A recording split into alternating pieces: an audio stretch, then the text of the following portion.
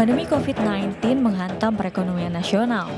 Pertumbuhan ekonomi Indonesia mengalami perlambatan dan tumbuh negatif. Pemerintah memprediksi pertumbuhan ekonomi Indonesia pada kuartal 3 mendatang berada di kisaran minus 2,9% sampai dengan minus 1,1%. Artinya resesi ekonomi tak terhindarkan lagi. Kita masih harus berhati-hati melihat perkembangan dari perekonomian kita di kuartal ketiga ini yang tinggal beberapa minggu dan di kuartal keempatnya. Untuk keseluruhan tahun 2020, proyeksi kami di Kementerian Keuangan adalah antara minus 1,7 hingga minus 0,6. Meski masih bekerja, sejumlah karyawan mulai mengantisipasi ancaman resesi. Selain berhemat dan menyiapkan dana darurat, mereka lebih memilih berbelanja produk dalam negeri, terutama UMKM. UMKM itu secara nggak sadar itu membantu perekonomian kita. Soalnya kan kalau misalnya resesi, perusahaan-perusahaan gede ada masalah, UMKM tuh setiap harinya mereka tetap buka, tetap melakukan aktivitasnya gitu. Kebijakan-kebijakan yang sedang dilakukan sekarang kayak insentif-insentif untuk para pengangguran itu cepat-cepat disalurkan lah gitu, biar maksudnya masyarakatnya pun juga ikut bangkit juga gitu. Agak mengencangkan ikat pinggang kali ya, lebih hemat, lebih bijak, mengelola keuangan, sama paling kita nyiapin dana darurat kali ya, lebih ke nabung sih kalau aku. Pemerintah meminta masyarakat tidak panik. Upaya penyaluran bantuan, baik tunai maupun bantuan lain, dan menjaga produktivitas demi menjamin keberlangsungan hajat hidup masyarakat terus dilakukan oleh pemerintah. Sejumlah strategi diarahkan untuk menghadapi resesi, diantaranya melindungi sumber penghasilan, menyimpan dana cadangan dalam bentuk likuid atau tabungan, atau reksadana yang mudah dicairkan dan tidak panik buying.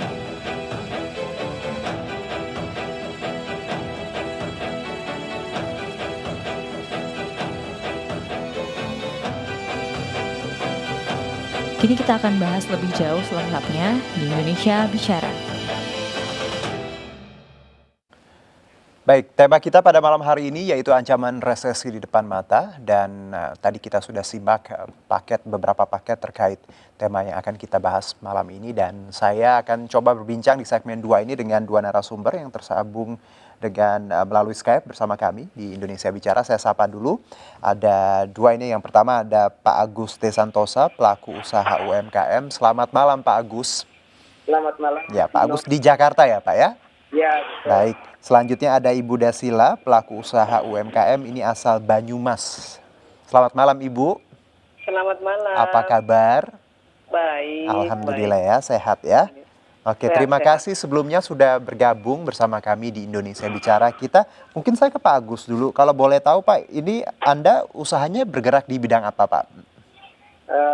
Kami dari Asismen itu berupa fashion, baju siap pakai untuk laki-laki, dan memproduksi produk kreatif turunannya seperti topi, masker, dan lain-lain Pak. Oke, jadi produk fashion lah ya Pak ya, baju ya, gitu ya, dari masker. Baik, kalau Ibu Dasila apa Bu, usahanya bergerak di bidang apa?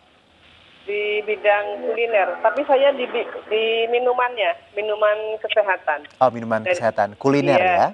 Dari rempah tradisional. Oke.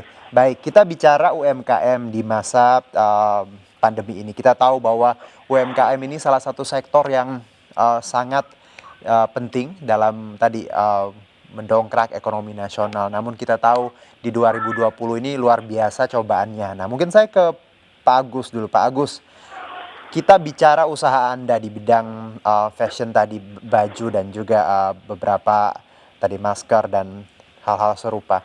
Sebelum dan selama pandemi ini, ada perbedaan pasti dong Pak ya? Perbedaannya seperti apa Pak? Ya, baik Mas Dino. Mungkin yang terlihat sangat jelas itu salesnya ya. Jadi penjualan itu sebelum pandemi dan sesudah pandemi ini menurun tajam. Lalu dari segi customer behavior, marketingnya itu dari offline Oke. pindah ke online, gitu Mas. Mhm. Menurunnya seperti apa Pak? Tajam tadi Anda menyebutkan. Iya. Kira-kira berapa persen atau seperti apa angkanya? Awal-awalnya sih sekitar 50% Mas di awal pandemi itu. Mhm. Nah, semua di PB di Jakarta diberlakukan outlet kami ditutup Kak.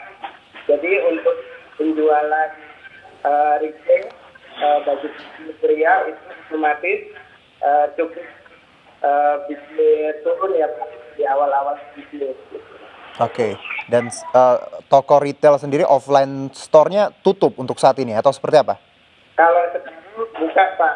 Tetap buka? Awal 3 bulan pertama itu kita tutup 100% karena PSBB di Jakarta. Oke, jadi 3 bulan pertama sempat tutup Ya, seperti itu dan sekarang buka kembali seperti itu. sekarang sudah buka. Kalau Ibu Dasila sendiri Ibu, tadi di Jakarta, kalau di Banyumas sendiri Ibu usaha minuman tradisional Anda ini selama pandemi dan sebelum pandemi perbedaannya seperti apa Bu? Oke.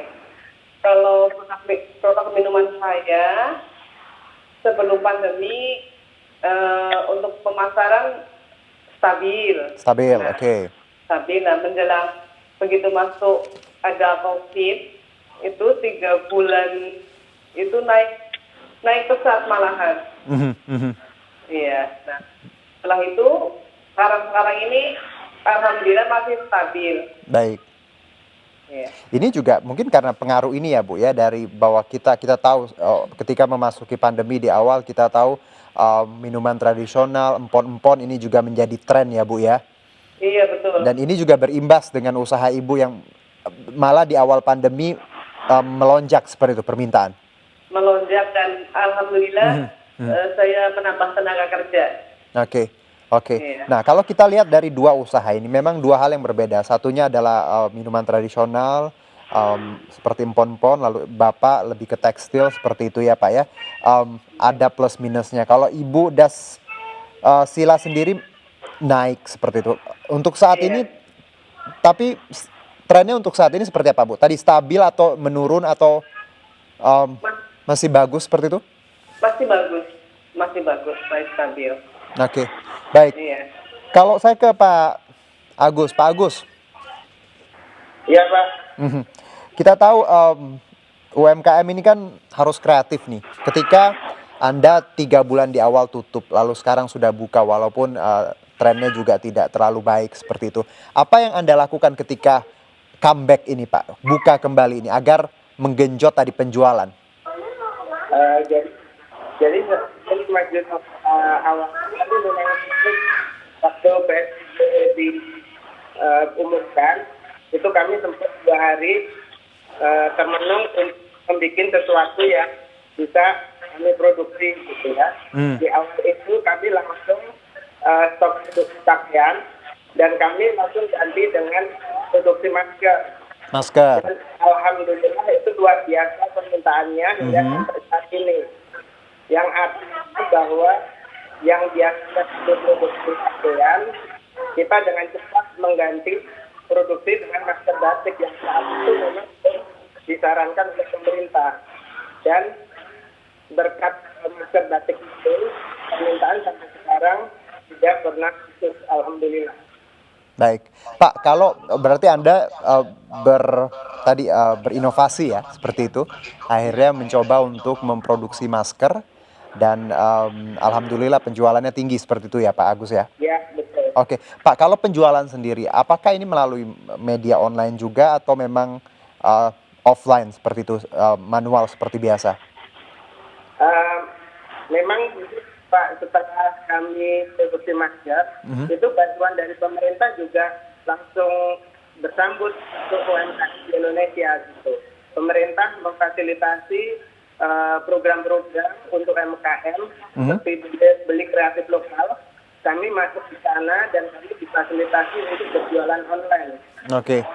Itu yang membuat kami hingga sekarang masih bertahan dan selalu mengembangkan kreativitas kami di bidang fashion, Pak. Jadi ada fasilitas seperti itu ya Pak dari pemerintah ya untuk betul. online tadi. Ya, Oke. ada marketplace yang disediakan oleh Oke. untuk memfasilitasi kami, Pak. Baik, ke Bu Dasila di Banyumas, Bu. Kalau Ibu sendiri jualannya lewat apa, Bu? Online atau memang masih tradisional seperti itu? Ada tokonya atau seperti apa, Bu? Online juga. Oke. Sebagian saya ada reseller juga untuk di toko oleh-oleh Oke. atau ini warung makan tradisional yang menunya itu tradisional. Terus juga di hotel-hotel sebagian digunakan untuk menu minumannya. Oke, Bu, kalau tadi Pak Agus ada fasilitas seperti itu, dibantu pemerintah untuk berjualan online seperti itu, difasilitasi lah dan kata lain. Kalau Ibu Dasila sendiri ada bantuan untuk usaha Ibu dari pemerintah setempat? Kalau dari pemerintah setempat, yaitu dari dinas koperasi dan tenaga kerja, dari dinas itu membantu pemasaran juga. Terus juga ada bantuan untuk dana untuk ini mengadakan peralatannya. Oke, baik. Iya. Itu dibantu selama pandemi ini, sejak pandemi ada tawaran ini atau sebelum? Ini sebenarnya dari sebelum pandemi. Oke, baik. Cuma kemarin ini terlaksananya baru setelah pandemi. Oke, baik. Pak Agus dan Bu Dasila, kita bicara resesi nih ya. Banyak kata ini beredar akhir-akhir ini. Mungkin sebagian sudah memahami, sebagian juga masih belum memahami apa resesi. Tapi mungkin gambarannya adalah daya beli dari masyarakat yang menurun, lapangan pekerjaan yang sulit, lalu juga pertumbuhan ekonomi yang kurang baik. Seperti itulah frame-nya kira-kira. Nah, kalau saya ke Pak Agus, resesi yang disebutkan bahwa akan terjadi di September akhir ini, Pak Agus sendiri sudah merasakan tidak sih Pak dampaknya sebenarnya dari hal-hal yang saya sebutkan tadi, daya beli yang turun, lapangan pekerjaan yang sulit, atau seperti apa Pak? Alhamdulillah kami sih belum terlalu merasakan ya. Jadi memang kami terus berproduksi, terus berkreasi agar teman-teman UMKM, pengrajin masih bisa bekerja. Jadi kami untuk memikirkan seperti itu bukan prioritas kita gitu. Jadi kita berusaha semaksimal mungkin, kreatif mungkin untuk bisa diterima di masyarakat. Kita fokus ke sana sih Pak. Jadi kalau kita memikirkan resesi takutnya menjadi pesimis ya. Baik. Gitu. Saya ke Bu Dasila. Bu Dasila, sudah merasakan belum Bu dampaknya yang disebutkan kita akan menghadapi resesi? Oh sudah, jadi sedikit banyak tetap sudah merasakan. Oke. Apalagi untuk teman-teman yang produknya produk pada umumnya ya, seperti snack atau fashion itu juga sudah mulai terpengaruh. Mungkin karena saya ini minuman herbal dan pohon-pohon yang memang lagi dibutuhkan masyarakat luas saat ini, jadi masih bisa bertahan seperti itu. Baik, lalu kalau kita bicara juga daya beli, ini juga info yang saya dapat bahwa penurunan daya beli ini sudah ditunjukkan ketika jelang Hari Raya Idul Fitri dan sepanjang Ramadan kemarin. Kita tahu bahwa biasanya mungkin Ramadan, Idul Fitri para pedagang meraup untung yang berlipat-lipat ganda. Namun tahun ini dilaporkan bahwa daya beli tadi turun. Kalau saya ke Pak Agus, apakah ini benar bahwa sebenarnya hal ini Anda rasakan ketika Idul Fitri dan Ramadan kemarin bahwa daya beli tidak se-hype atau serame katanya seperti tahun lalu? Iya Pak Jono, jadi memang kalau ditanya daya belinya memang sedikit turun ya. Oke. Namun dengan kita menciptakan produk-produk yang berbeda, itu masyarakat juga tetap menginginkan produk kita. Gitu. Jadi kemarin pas Lebaran kita menciptakan baju atau baju koko yang motifnya ada coronanya. lalu menciptakan masker yang seragam untuk satu keluarga. Nah, seperti itu yang kemarin alhamdulillah mendongkrak penjualan kami gitu Pak. Baik. Jadi momennya bisa digunakan untuk menjual dongkrak pasar. Baik. Bu Dasila, Ibu sendiri ketika Ramadan dan Idul Fitri kemarin ada perbedaan nggak sih Bu dengan tahun sebelumnya? Iya betul, ada. Seperti apa Bu? Yaitu yang biasanya mereka ada yang ambil untuk oleh-oleh, untuk dikirim ke sanak saudara. Oke. Tahun kemarin rada kurang. Baik, Ibu Dasila dan juga Pak Agus, terima kasih atas waktunya. Sehat-sehat, tetap kreatif tadi, luar biasa. Kita saling bantu ya. Karena saya yakin pasti Bu Dasila dan Pak Agus punya pekerja. Kita saling tolong karena semuanya lagi sulit. Insya Allah kalau kita. Oke, selamat minum Ibu. Iya, boleh nanti saya coba cicipin ya. Pak Agus juga terima kasih. Sukses untuk maskernya Pak. Baik, terima kasih. Ya, demikianlah perbincangan kita di segmen 2 Indonesia Bicara ini dengan para pelaku UMKM tadi yang juga menjabarkan bagaimana tren yang mereka hadapi untuk saat ini di masa pandemi. Kita akan kembali di segmen selanjutnya.